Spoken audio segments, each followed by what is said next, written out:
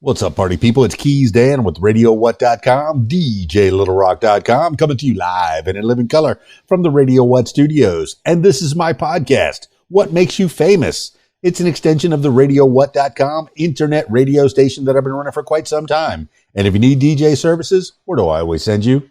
DJLittleRock.com. One more time, DJLittleRock.com. Check availability and get a free price quote, and maybe you could have me at your next event. You know I like to party with the people. The people need to be entertained. Are you not entertained?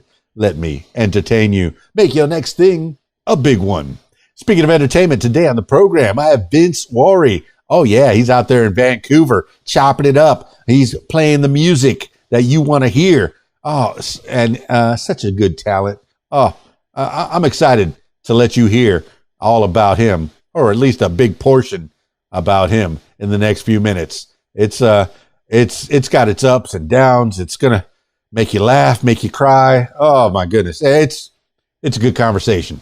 I'm so stoked to let you hear about Vince Warry. All right. This week's shows. Oh, I have two public shows this week. I have the Rab in Conway, Arkansas, my usual Friday night gig, the video dance party karaoke jam. Yes, I said karaoke. We got a little concert starring each and every one of you. You could be a star, at least for a few minutes. Sing a song for the people. I got people have called them, and myself especially have called them magic microphones. I put a little echo in there, make you sound the best you can sound. Oh, but I can't sing in front of people. That's all right. Turn around. That's all right. They're wireless mics. Go sit at your table and sing. We got a few people that do that as well. And if you're too scared to sing by yourself, sing a duet. Do it. Duet. And they got a full bar. The kitchen's open. Pool tables. Pool tournament on Friday night. So if you want to try your hand at playing pool and possibly make some money while you're doing it, come on out to the Rab, Conway, Arkansas, 8 p.m. until 12:30 a.m. on Friday night. Oh, and check out the food. It's delicious, I tell you. And then on Saturday, I will be at the Choctaw VFW in Choctaw, Arkansas, real close to Clinton. Okay, if you don't know where Choctaw, Arkansas is, it's close to Clinton, Arkansas, north of Conway, Arkansas, way north of Little Rock, Arkansas, but it's up there. Come on out. They got good people. They got pool tables, the video dance party, karaoke jam, stage, big room made for dancing. Good times at the Choctaw VFW. I'm always having a good time at Choctaw VFW. And you could talk with some of the veterans, listen to some of those stories they got from when they was overseas, doing their part to protect the world. I wish we didn't have to have wars, and I'm sure they don't want to have wars, but if they're going to be had, I'm glad we had this group of people that are helping us out, defending the planet. Choctaw VFW in Choctaw, Arkansas, Saturday night. That one goes probably around 8 o'clock until 12:30 in the a.m. at least, sometimes 1 o'clock in the morning. I mean, it depends on how the people are going. If they're having a good time, I'll stay a little bit later. I'm happy to do that. I'm not going to cut people off when they're having a good time, but yeah, Choctaw VFW, Saturday night. I've been getting there about once a month, so I'm pretty stoked to be back at the Choctaw VFW on Saturday night. All right, that's it for this intro. Let's get into it with Vince Warry. I got him on Skype, so if you're listening to the audio version of this, I encourage you to check out the video version on my YouTube page, youtube.com/user/KeysDan. Skyping Vince Warry now. All right, I got you on now. Hey. All right. Vince Warry, what's up, man? Did I pronounce that correctly? Warry, close. Good. Oh, my goodness. Mr. Warry, Vince Warry, in my face. Oh, for those that are listening to the audio version, I encourage you to check out the video version on my YouTube page, because you're going to get to see Vince Warry, that happy, smiling, shining face right there next to me. Oh, my goodness. We're here. Welcome to the show. Thank you very much. I was kind of looking at, looking you up on various social medias, and trying to figure you out, man. But I think that as of late, if I'm correct, over the last couple of years, I don't know how old you are, but over the last couple of years, I think your life has, bam, come together. Everything is coming up roses over the last couple of years. I realize I've seen some pictures from at least 2007 where you're holding a ukulele and maybe a guitar, and I've seen some of that. So I'm guessing it's gone back at least that far. But over the last couple of years, things are going great for you. Vince Warry, give the people an idea of who you are. And am I anywhere near the ballpark? Well, Dan, you missed one negative step, unfortunately, and that was about 5 months ago, I lost my wife. So that was a major blow. Okay. I did not see that anywhere. I'm so sorry to hear that. Yeah. Because, oh my goodness, from social media, everything kind of, I didn't see where you lost a wife, but I saw how happy you were with her. I'm so glad that you had her. What happened? Shannon got sick with, she had a genetic liver problem and she had a transplant, but it didn't work. So we lost her in April. And, that's really what kicked off this big push for me to get back into music. I've been in music for a long time, but it was time to get serious to fill that void. So, yeah. Well, that's the way to start this interview off, start this show off, is with that tragedy. How long had you known her? Tell me about the way we keep, people alive is remembering them. Tell me about the love story between Vince Warry and Shannon. I moved to Nanaimo and I met her pretty quick when I was here, and it went pretty fast, and we definitely clicked. And there was some mystery sickness there that was starting to get worse and worse, and then it got diagnosed, and then it became a major deal. And it was actually during the last year of Shannon's life that the doctors encouraged me. I was in the hospital too much, so they encouraged me to go out and do something. So I found the guys in the local band Yesterday Spate, who I think you may have talked to before. And those fellas have a UK singer, and they were getting ready for a tour, so they needed a local singer to warm them up, and I did, and then we just kind of hit it off. And I met on that tour, I met the Big Records crew, and that's kind of how we got into it. Well, okay. Well, I mean, moving on from that, and I know that Shannon is still your muse. She has to have given you something in the short life that she's lived. And I'm glad that you got to know her, and I'm glad that you became a part of her life, because it sounds like you gave her some good times until the end. And that's beautiful. It's good that you found music, though. It's good that you found, you rekindled your love for music. Like I said, I saw you holding some instruments back in 2007, and, Nanaimo, oh my goodness. Is that somewhere Nanaimo, close to Vancouver? Yeah, it was. I was in an original band in Vancouver way back in the early 90s, all the way up to 2006, called Obscene Silence. On the same bill with some other bands that you may know nowadays. I won't name any names, but they're out there. No, name all the names. We cannot do this all by ourselves. And people say it's name dropping. No, these are people that you learn from, became mentors, that you taught, that you played with. Probably, people say, oh, my good friend Bobby De Niro. That it sounds like a name drop, and probably is, but you got to give credit where credit is due. We cannot do this all by ourselves. Well, there was, plenty of bands like us that never made it out of the city, but in the circles and nights before and after us were Matthew Good, definitely Nickelback was around at that time, still playing smaller venues. That's all I can think of off the top of my head of bigger names. But we were in there with a couple of bands that did go. So. Well, no, Matthew Good and Nickelback are, Nickelback, why are they so polarizing? I like them. I think they have catchy tunes. I have no problem. I'll play Rockstar, especially the video. I'm through with Standing in Line. Oh my goodness.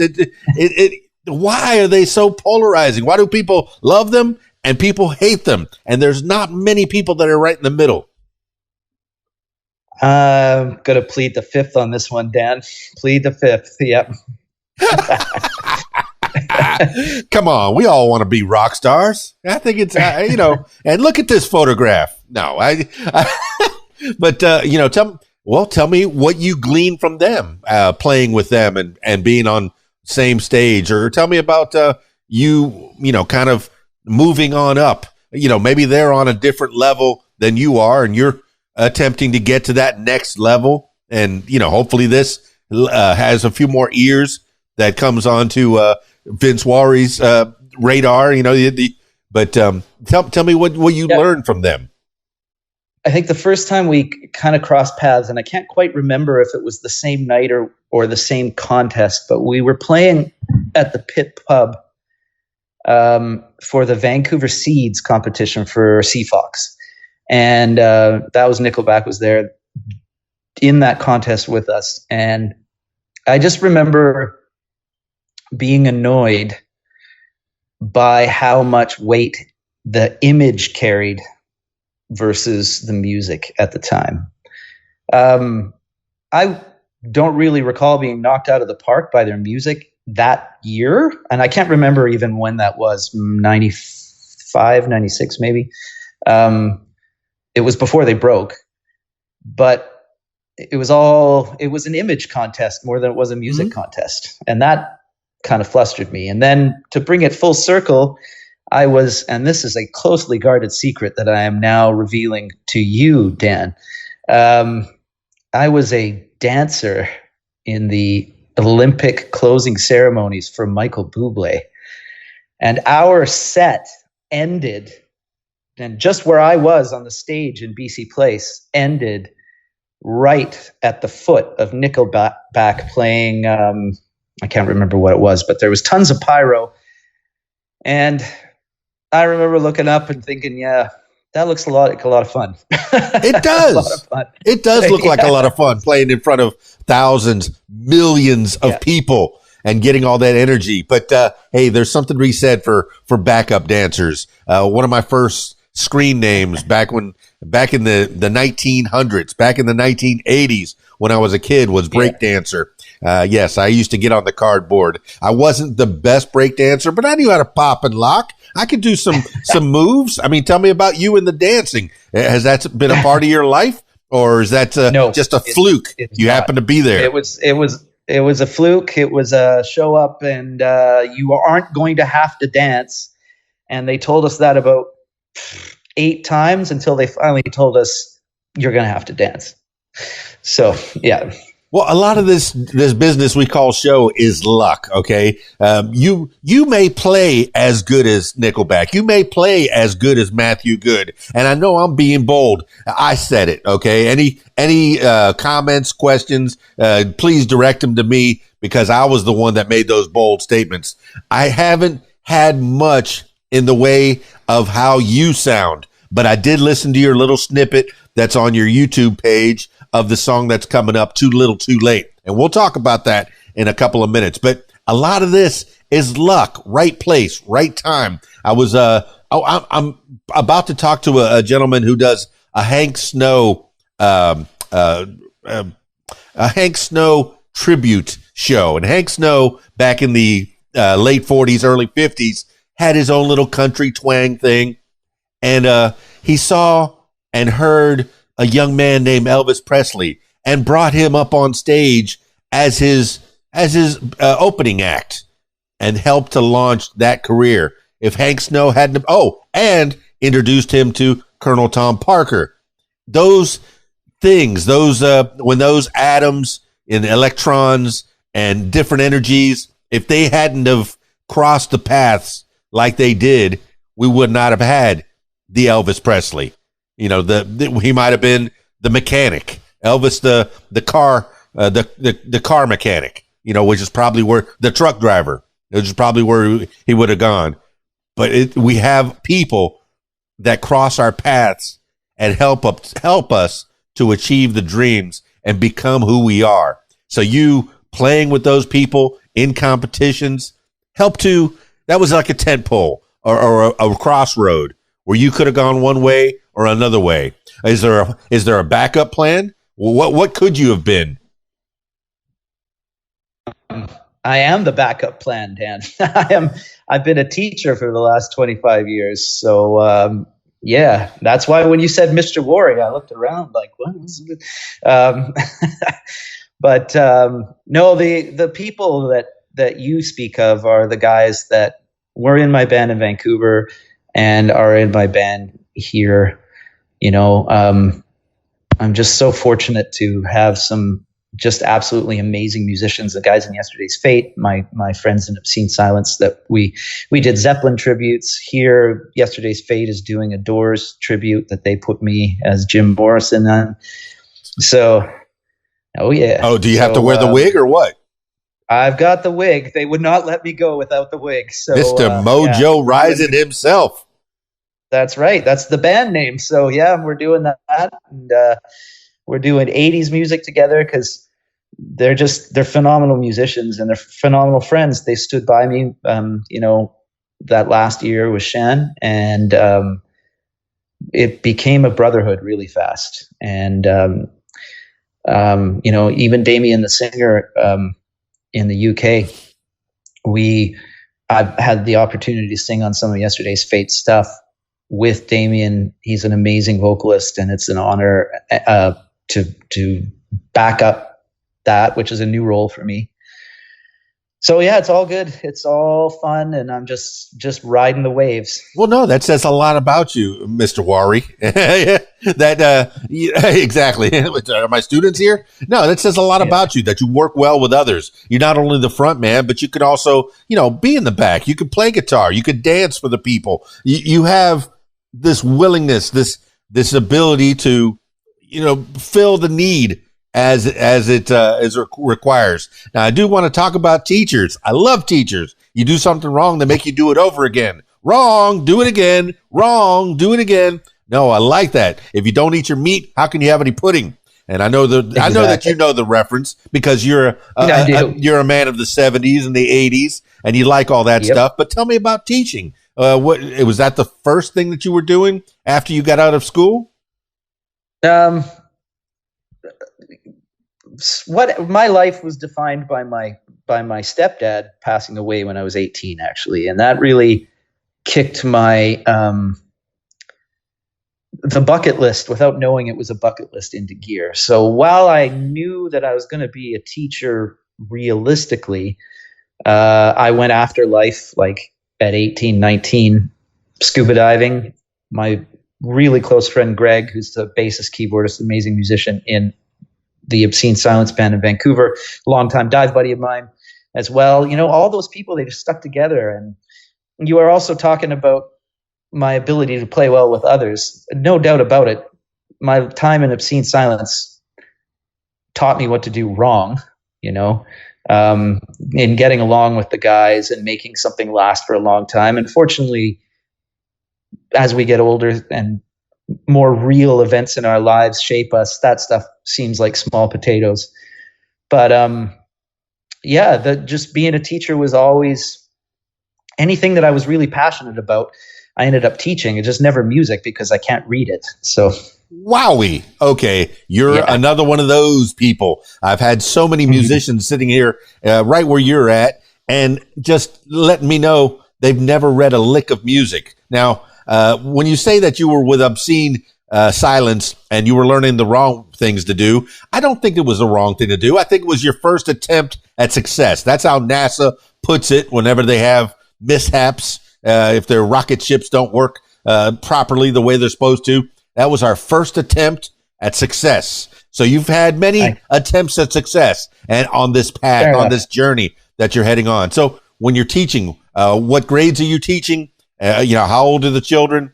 And what subjects are you teaching? Because I wonder. People said I should have been a kindergarten teacher because I have a good disposition, but I don't know if I could have handled it. But tell me about what grades are you teaching? Grade 8 through 12. So I teach the older kids, and I teach social studies, history, and geography. So the stuff that bores a lot of people, but I had some really awesome, one particular history teacher in high school that was amazing, Mr. Lindell. He knows who he is. And another fella named Bob Fura, who knows every rock star. This guy's incredible, and he's a university prof out at Kwantlen College. This guy has pictures with everybody famous on his Facebook page. And those two guys taught me how to tell history as a story and make it engaging. So that's I really owe it to those two fellas in terms of who I am as a teacher. Yeah, history has many aspects, many avenues to explore. And I know that one of the favorite colloquialisms is if you don't learn history, you're doomed to repeat it. I know that's been said many ways, many times by many people, but I fully believe that. And I'm a fan of history. I do a little What Makes You Smarter podcast where I read a little article of history, a historical article or something that tickles my fancy.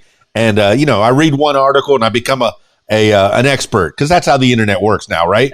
You read one Wikipedia page and you're an expert already. That's another thing. Do we need school anymore? A lot of the kids are opting out of school and they're saying, I can teach myself with YouTube videos. I can Google everything I want to do. And, unless you want to be a scientist or a doctor or cure, diseases, why do I need to go to school? Is there a need? Is there a reason? Come on, teacher, teach me.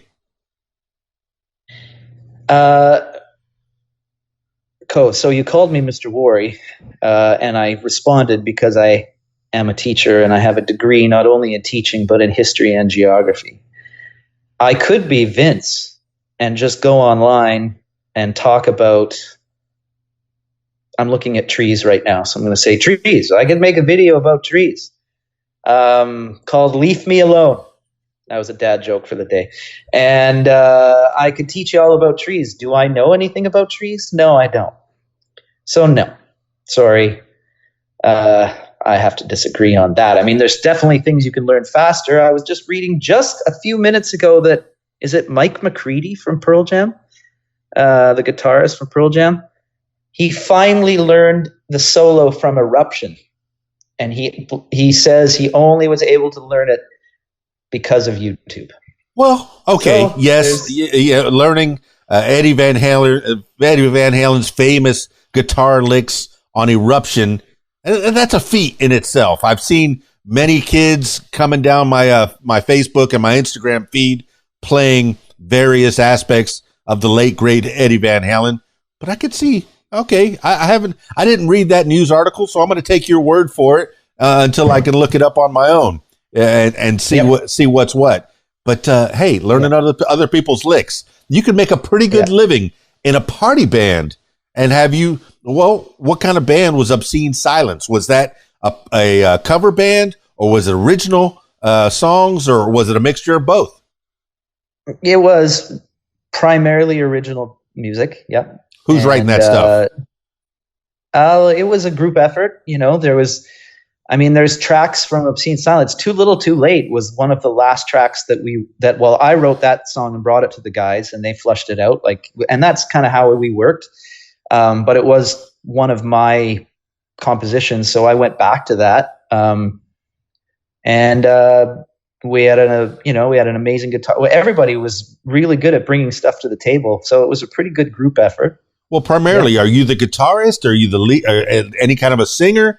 Or what? I am what do you the bring? Singer. You are the singer and the guitarist. Minimal guitar. Minimal guitar. I do rhythm guitar, but these hands were not made for speed. So, so I'm vocalist and rhythm guitar. Well, so a guitarist is a very special thing. If you could play any kind of guitar and sing, you could make a pretty good living singing at coffee shops or bars or in the corner of a restaurant. You can make a decent living. Maybe, I don't know, $100 a day. But at least you can feed yourself in that. But you want more than that.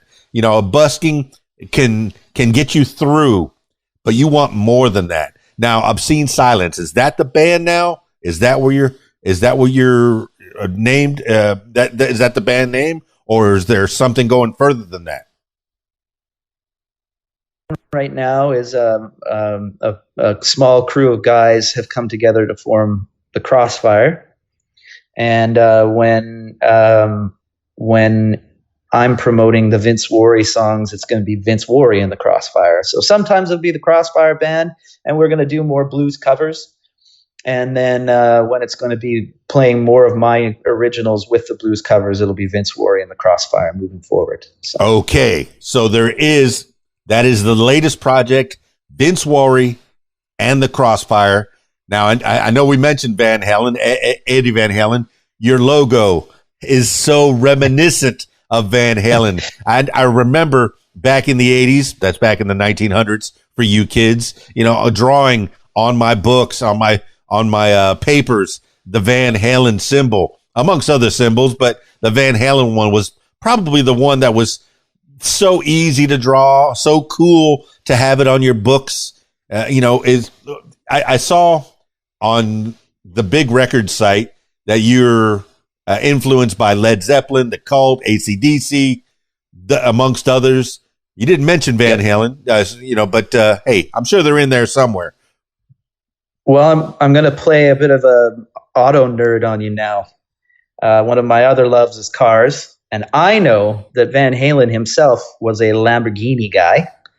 Sammy Hagar, if we're allowed to mention Sammy Hagar, was a Ferrari guy.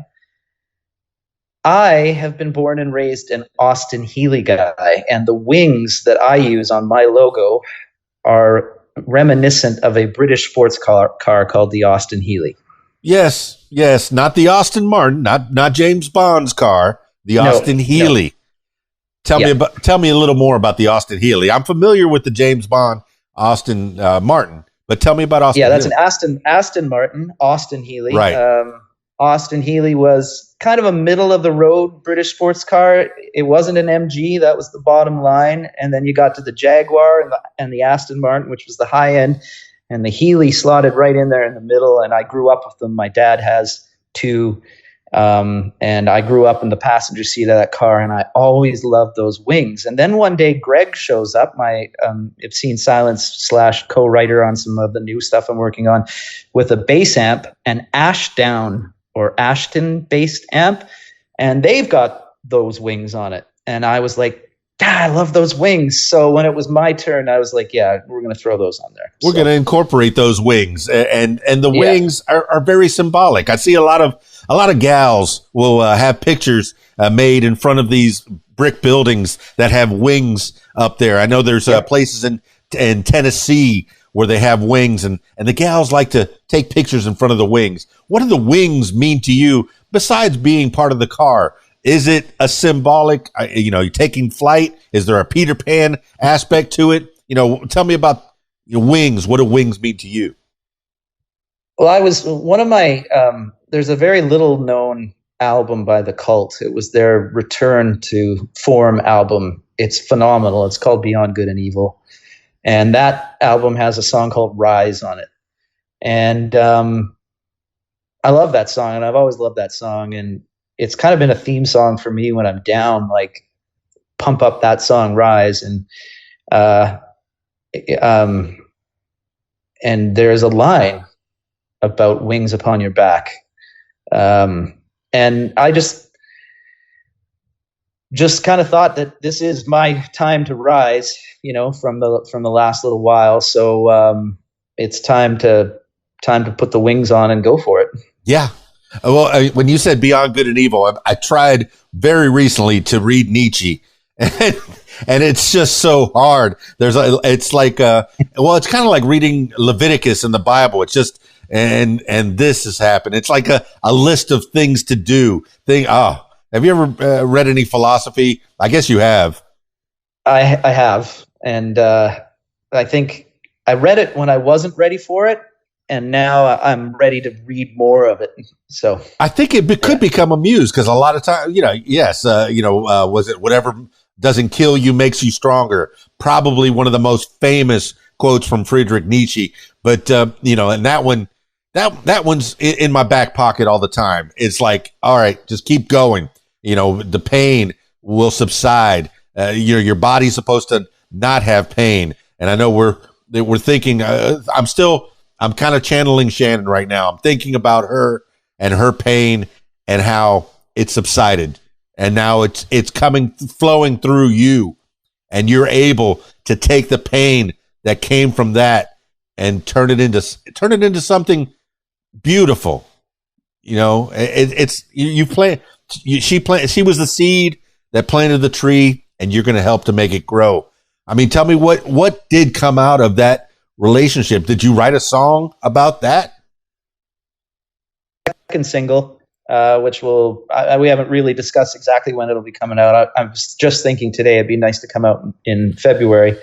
But that's going to be a song called Dreamin'. And if you want to know the kind of guys that the Yesterday's Fate crew are, things were getting really serious. And I told them, I've got this song that I want to get out and have Shannon hear, but time's ticking. And those guys knocked it out of the park. They got into the studio and they just made Dreamin' an amazing song. And we worked on some video, and I'm hoping that it works the way I have it in my mind. That's going to be a real the video is supposed to make you think about how important living in the moment is, because you only get one of those moments. So just make sure that you're not wanting to go back in the past, that everything you've got is out on the floor and you said what you need to say. So I think you're living in the moment. Gene is kicked into overdrive. You know how those moments are fleeting, and dealing with the pain. I mean, I see you're smiley. You're a very happy dude. You found joy in doing what you do, and I'm glad. The students are definitely benefiting from having you teach them. I mean, everyone growing up has their era that they enjoy. World War II is probably a very, very big era. Model planes and there's a Spitfire and the M1917A6. Great. The gun that they shot, the carbide rifles. Oh my God. My brother and I, big World War II buffs. But I mean, tell me, growing up, what were you into with your history that gave you that? Well, it actually goes back to my dad again, because my dad grew up on a little island off the coast of France called Guernsey, which was occupied by the Germans in World War II. So he grew up with German soldiers around, and I go over there and I visit my cousin Phil, and he takes me on all the tunnels that the Germans dug while I'm there. I mean, I love that stuff. And my best friend Matt too, he's big on, whenever I go to London, he looks after me there in terms of museums and stuff. World War II is totally my jam. And I was almost finished a novel on World War II, writing a novel. And it's out there, and I have an author coach. His name is C.C. Humphreys. I recommend to anybody out there, go check him out. He's got a great new World War II book out about how his parents met, called Someday I'll Find You. And Chris has always encouraged me every time he sees me, he says, finish the book. And now I've got this going on, so I can kind of say, listen, I need a little bit of time. Before I had no excuse, but now I do. So, well, no, shout outs to C.C. Humphreys to give you another avenue to explore. We get to read a book. Oh my goodness, I've not written a book. I mean, I wrote papers when I was in school, but nothing that I could call a novel, that I could call fiction or nonfiction, something that I could put on a shelf or put out on Amazon. I'm so excited for you. Another avenue of creativity that you can put out to the world. Now, okay, you did say you were a scuba diver. I'm from the Florida Keys. I did make it to advanced rescue diver, and I did one dive that was 100 feet. Was it the Eagle or the Bib down in the Florida Keys? But tell me about your diving experience. Where did you dive in Ontario? I mean, in Vancouver? Yeah. I was just becoming a UBC student, University of British Columbia, and they had a dive shop out there. And I decided to take the class with my dad and a couple of my friends. And then I got so into it that not a lot longer after that, I ended up running the shop and then becoming an instructor myself. And Greg's going to be watching this at some point, and he's going to remind me whether or not we were musicians first and I dragged him into diving, or we were divers first and I dragged him into music. I can't remember actually, but it went one of those two paths. So Greg and I spent so much time together because we were diving together and then going to rehearsals together. So yeah, he's like a brother to me, and just cranked through the dives. And then, got to travel when I had a little bit of money in the pocket and did diving all around the world. And I've seen some cool stuff. So see, now that says a lot about you as well. Not only did you take diving, people could take an 8-hour YMCA course or a NAUI course and get a little certificate and go dive the reef in various places. But you went all the way, man. Not only becoming I don't even know what level of diver you became, but you ran the shop too and went all over this world. I got scared of spelunking and going into caves and diving. But tell me about the various dives. And were you writing all these on your logbook? Did you still have a paper logbook, or was it all digital, you kids? Actually, but I think Greg's probably there too. And a lot of the guys that I started diving with so many years ago, you get to a point where you don't need to log anymore because we've done. My big thing was wreck diving. And one of the craziest things that happened to me was running that shop one night. Somebody put a little sign up saying, classical studies 425, people should take it if you like diving. And it turned out to be a course run by a very famous underwater archaeologist named James Delgado. On TV, James Delgado is on all the time if it's about a shipwreck. And he would dim the lights on that course and tell you a story. It was insane. And so I got into wreck diving, but I don't like it. I'm too spiritual and it freaked me out. There was just too much energy in a shipwreck for me to go in, like you say. And I never did cave diving because that seemed way too dangerous for me too.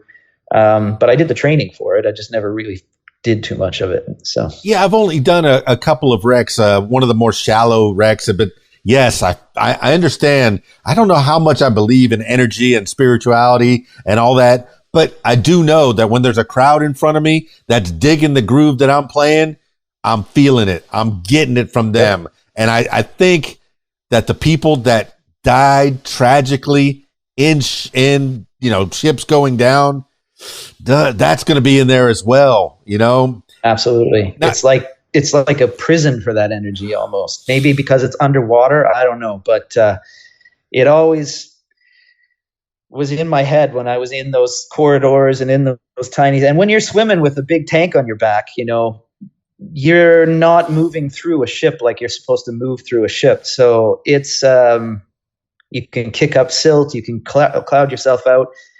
And all of that is running through your head. So yeah, I didn't enjoy it. I liked swimming around them, but the going in of them was not my thing. All right. Before we get off the diving thing, where's your favorite place to dive, and do you still do it? I still do it. We have an amazing site here. Greg was just over a few weeks ago helping me write some new stuff, and we went and dove a spot here called Madrona that's amazing life there. But I think probably my all-time favorite is Mullikini Crater off the coast of Maui, and Grand Cayman. Grand Cayman was amazing too. All right. Usually I put things on the walking tour, the What Makes You Famous walking tour, but I guess we're going to start a diving tour, the underwater version of the What Makes You Famous walking tour. No, that's bloody-tastic. Now, you mentioned earlier Guernsey, France. Is that where the cows come from? Guernsey, Channel Islands. It's not part of France. And yes, that is where the cows come from. And the neighboring island is called Jersey, and that's where the Jersey cows come from. So come on. See, I'm getting a history lesson right here. So this is primarily a learning podcast. We won't tell anybody, but Guernsey, the milk from the Guernsey cows is better than the Jersey cows. So it's just you and me. Don't worry about that. No, this is primarily a learning podcast, and I'm glad that I have a teacher right here in front of me, right in my face. That's teaching me things. Not only that makes one person. Yeah, not only about music, but about the history and lessons and a life well lived. You've been all over this world, and you're giving credit where credit is due. You have people that are helping you to write a book, and you're writing songs. It's in collaboration. You got a few good guys, few good people that you can bring an idea, and together you can flush it out. It's hard to do. The older we get, people start to get married and start to live lives, tragically. It's funny you say that, Dan, because I'm finding it actually the opposite. I'm finding that, the hardest part when we tended to bump heads back in the Obscene Silence days was we each had this really laser direct idea of where we wanted to go, and then kids and young relationships and passions and everything started taking place. And now my guys have life, like everybody dials down the relevance of what pressure really is. Like, are we going to, I wonder if the sound guy's going to be good. Is there going to be a crowd there? All that stuff seems so important. Now it's like, our family members healthy, like, how's your wife? Everything good? Awesome. That's what's important. And if nobody shows up to a gig, okay, whatever, there's going to be another gig, right? Like, so that's how I feel about it now. It's like the aged warrior. It's amazing how age and wisdom will bring that out of you. Okay. People say they don't give F's. They don't have any F's left to give. When I was worried so much until I think I turned 50, and magically all the F's were gone. We're gone. Well, that's tomorrow or Saturday for me, Dan. So I'll be waiting, and all my F's will hopefully go away on Saturday at 50. So. Mazel tov. That's fantastic. So beautiful. Happy birthday. Thanks, man. I think I'll have this out by then. So happy birthday. Cool. And no, my goodness, 50 is a great age. There was the SNL character. Was it? Oh my goodness, the Molly Shannon had a character. I'm 50. I can kick and stretch and kick. I'm 50, 50 years old. And I think that was, I remade that in my voice with a real close up and put it on my Instagram. And that was how I started to celebrate my 50th year, or I guess, I guess you're celebrating the next year. So 50 years of life. Yeah. No, it's fantastic, man. You've made it. And we've chewed the same dirt. Every time I talk about the 80s, you must have graduated 87, I guess. 88. No, I was 91. 91. I'm sorry. Yeah. I'm a little older. I was 86. So, and my wife was 90 or 91, something like that. But yes, congratulations, man. Yeah. You've made it. I think this is middle age now. You can tentatively live to 100, and I think our children will live to 150 as they're starting to treat age like it's a disease, and they're going to cure age. Being a teacher, you must, read and always try to keep up with the latest things, not just history, but science is so amazing. We've been living through some wonderful times way before the internet, way before cell phones. We were there, riding bikes outside. That's how we met up with sometimes staying outside all day. The parents would know approximately where we were, but wouldn't know exactly where we were. Is that the same kind of childhood that you had? Oh, yeah. Yeah. I mean, growing up where I did, there was like these almost natural concentric circles of exploration that you would challenge.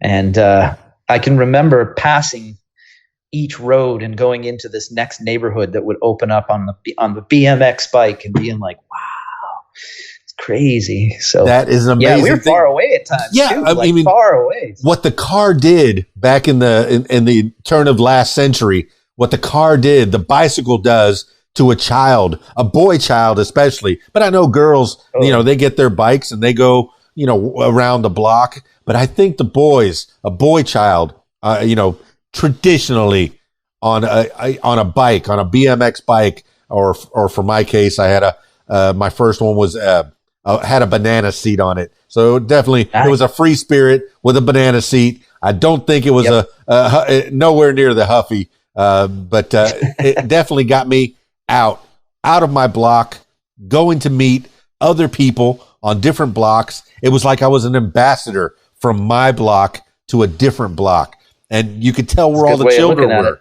Oh my God. Yes. I wish kids would do that. And only a couple of generations later, the children are on their screens. Oh, go out and play. No, I'm busy right now playing a video game.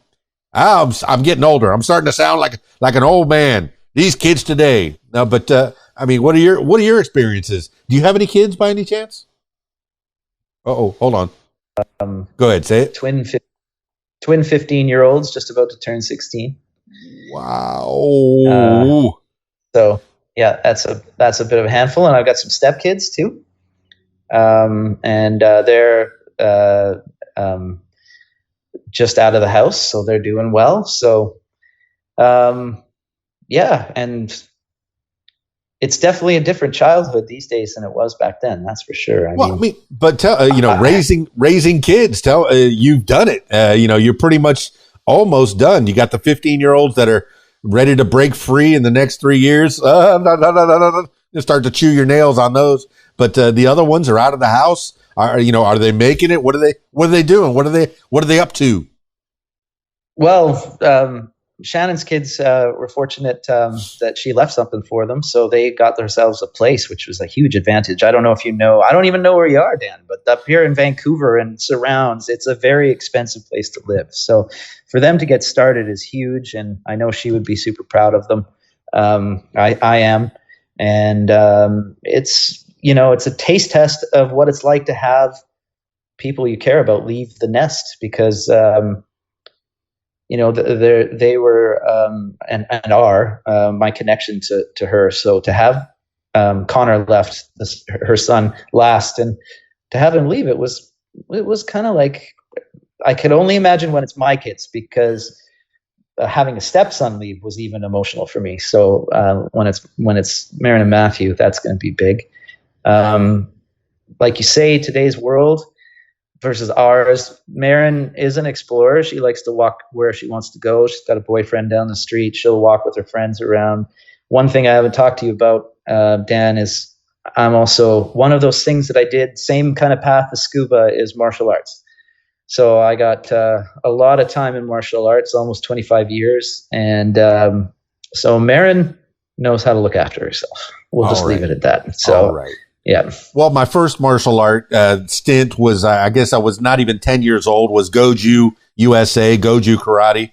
And then, through the years, a little bit of Taekwondo, a little bit of Hapkido, Aikido.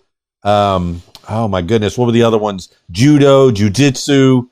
And the last thing that I did was Taekwondo with the Hapkido, and yellow belt. I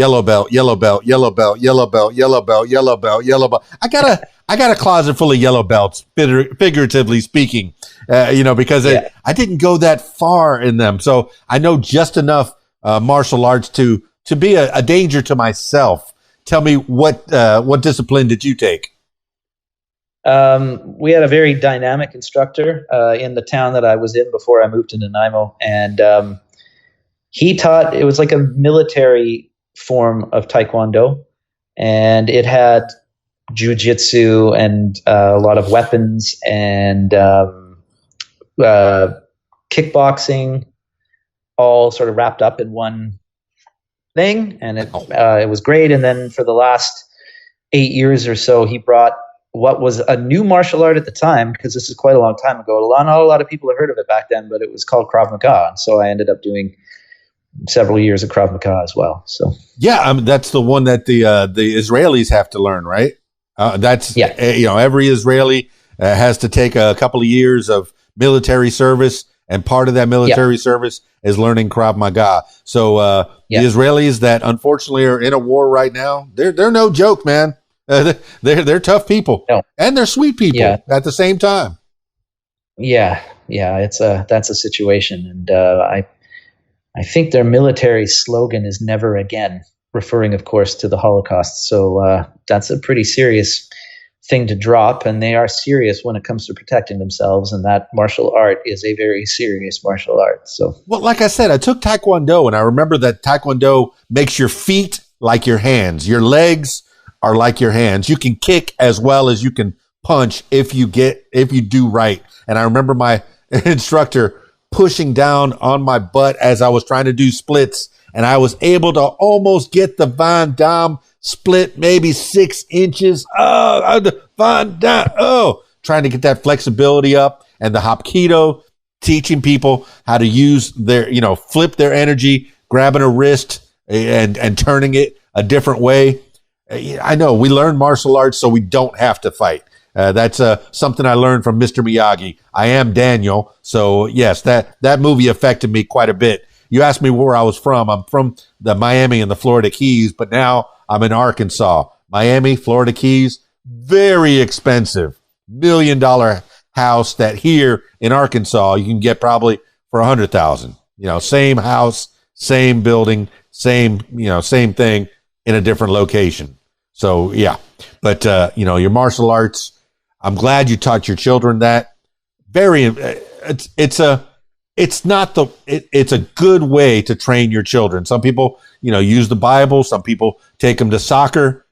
Martial arts is pretty darn good for getting people ready for this world. That lessons that I learned, not the physical lessons, but I always took that part of martial arts very serious. I love that whole the mental, psychological aspect of it. In this last, part of my life with grief, I put that at the forefront. My friends and my martial arts as the things that kept me focused and gave me a way of looking at grief as something that needed to wash through me, as opposed to trying to losing to it, if you will, like getting too caught up in it. I had to let it wash through me, but I had to keep pushing forward. So yeah, this world, we're born dying, but to have a death of a loved one so close to you, someone that you were building a life with. And I know we started this conversation off like this, and I think we're going to finish it off talking about Shannon, keeping her alive for sure. It's a life that I know that funerals are for the living and grief is for the living, the people that are left behind. She's gone to her greater reward. Whatever you think that is it done, or do you feel, there's a possibility you may see her again at some point? It's possible.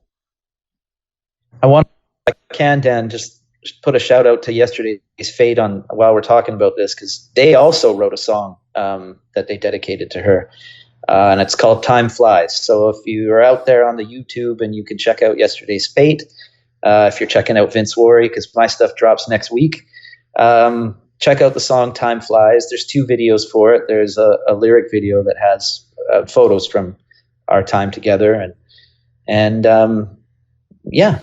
she's around, and she's letting me know that what I'm doing and the people that I have in my life right now are the right people. So yeah, you got things going. And Vince Warry, as we wind this thing down, what is on the horizon? I know that there's a song that's coming on the 27th, if I'm not mistaken, October 27th. Right. Tell me about that. Yep.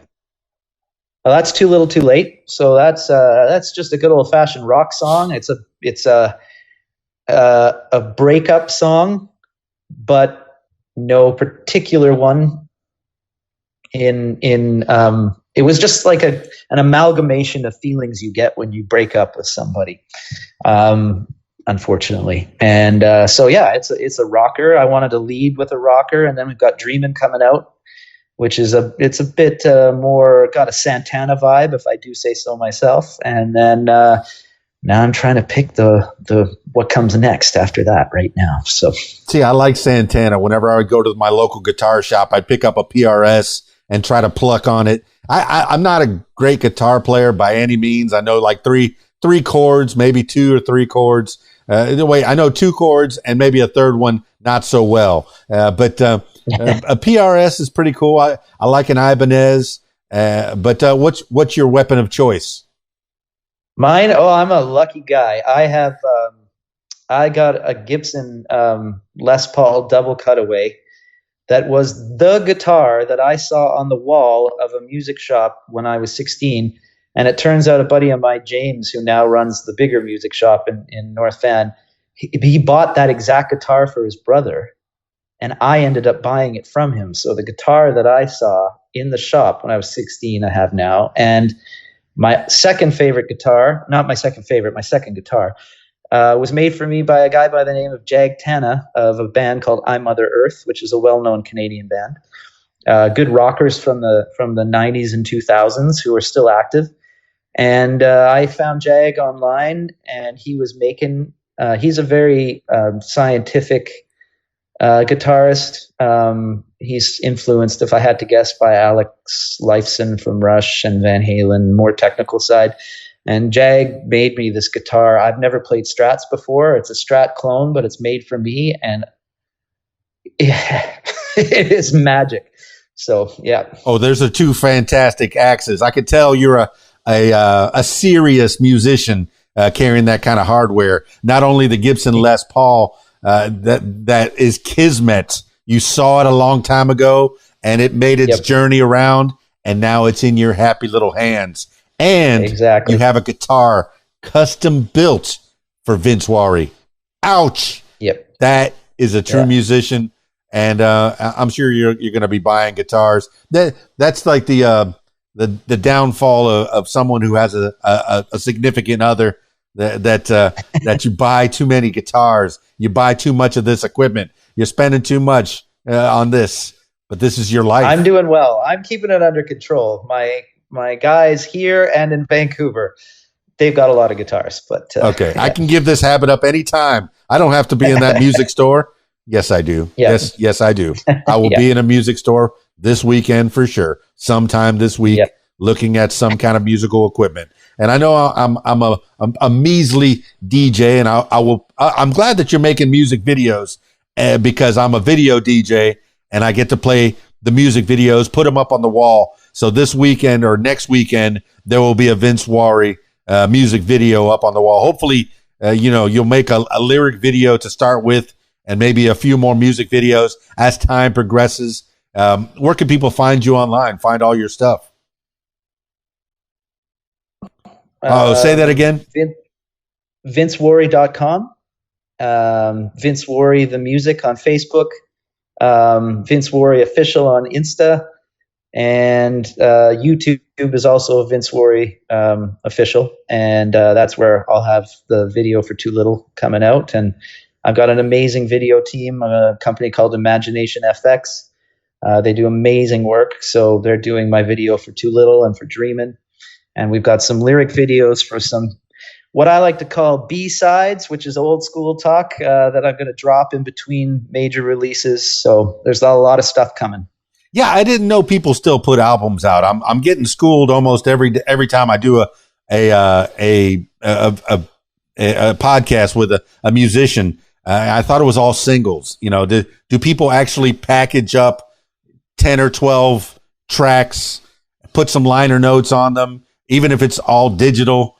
Do you go through that trouble? I will. I want to. Yeah. Yeah. So. Because one of the things I miss, of course, is going through and perusing the stacks at my local record store. I know there's no record stores anymore. My local electronic shop, they're giving up DVDs and Blu-rays coming up at the beginning of next year. So it's all streaming. I expect it's all streaming. How are you going to make money on this business we call show? How are the revenue streams coming in for Vince Warry as far as musical? I know you got the day job. That's a beautiful thing. Teach me, but I got some merchandise under work, and I've got a pretty cool logo. So hopefully that makes things go. Like you say, I want to package stuff up old school on a shiny disc and be able to sell that at gigs too. And then, Yesterday's Fate or myself with our bigger stage shows can always open too. When we're doing Mojo Risin, those are going to be at big theaters, so we can have stuff there and cross promote. That's what I'm loving about this whole thing. Even with big records is I've been talking to some of the other guys and saying, I'd love it if you could play on my song, so that we can all cross promote. I just think that's the coolest thing. So, well, one thing that I found when I was Googling Vince Warry, and yes, I Googled you. It's good to be Googled, is I found your MySpace. I remember MySpace. You have the MySpace. Yeah. It has Show Me Love, I'll Never Be, Too Little Too Late, Wake the Animal, Bomb, Snow Day, King of the Ice. I still have 11,000 friends on MySpace. I'm not giving it up for nobody. Yeah, that Too Little is the original old version, like I say, all of those songs have one thing in common, and that is my buddy Greg playing on them. He's gone off and started his band Ambient Pressure too. So everybody's out there doing something of their own, but we all get together and make stuff happen, and that's what I love. So. All right, Vince Warry, I'm mindful of people's time. I like to keep these things down to about an hour or so. So, you've given a bunch of shout outs already. Give some shout outs to the people that have helped you along the way. If there's anybody that you've missed, and if there's anybody that Vince misses, I put him on the spot. He didn't write anything down. This is all coming off the dome, my loyal listener. Yeah. But Vince Warry, give some shout outs.